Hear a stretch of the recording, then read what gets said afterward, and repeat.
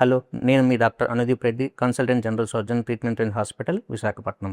మనం ఈరోజు బెలనైటిస్ అంటే ఏంటి, బెలనోప్రోస్టైటిస్ అంటే ఏంటో తెలుసుకుందాం. బెలనైటిస్ అంటే అంగం ముందలున్న చర్మం ఇన్ఫ్లమేషన్ రావటం, అంటే చర్మం ఎర్రగా అయ్యి మందంగా అయ్యి వెనక్కి రాకపోవడం వల్ల బలవంతంగా మనం క్లీన్ చేసుకోవడానికి లాగితే చీలికలు రావటం, క్రాక్స్ రావటం, ఇది బెలనైటిస్ అంటారండి.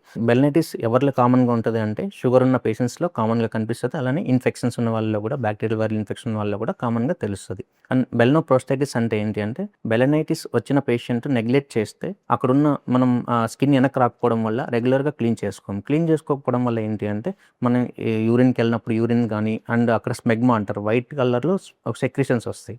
అవి రెండు మిక్స్ అయ్యి అలా ఇరిటేట్ అయ్యి ఆ బెలనైటిస్ కొన్ని ఇన్ఫెక్షన్ కాస్త గ్లాన్స్ అంటారు. సో మనం అంగం ముందలున్న పార్ట్ గ్లాన్స్కి కూడా ఇన్ఫెక్షన్ వచ్చేస్తే బెలనోప్రోస్టైటిస్ అంటారు. దీనివల్ల ప్రాబ్లం ఏంటి అంటే, లాంగ్ స్టాండింగ్ ఇలా ఉంటే క్యాన్సర్గా కన్వర్ట్ అయ్యే ఛాన్స్ కూడా ఉంటుంది. దీనికి సొల్యూషన్ ఏంటంటే స్టేప్లర్ సర్కంసిషన్. మనం ఫస్ట్ టైం వైజాగ్లో ట్రీట్మెంట్ అండ్ హాస్పిటల్లో కేఎస్ఆర్ స్టేప్లర్స్ అవైలబుల్గా ఉన్నాయి.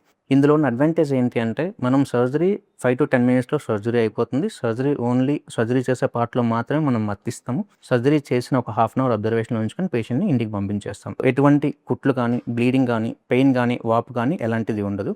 సర్జరీ చేసిన హాఫ్ అన్ అవర్లో పేషెంట్ ఇంటికి వెళ్ళిపోవచ్చు.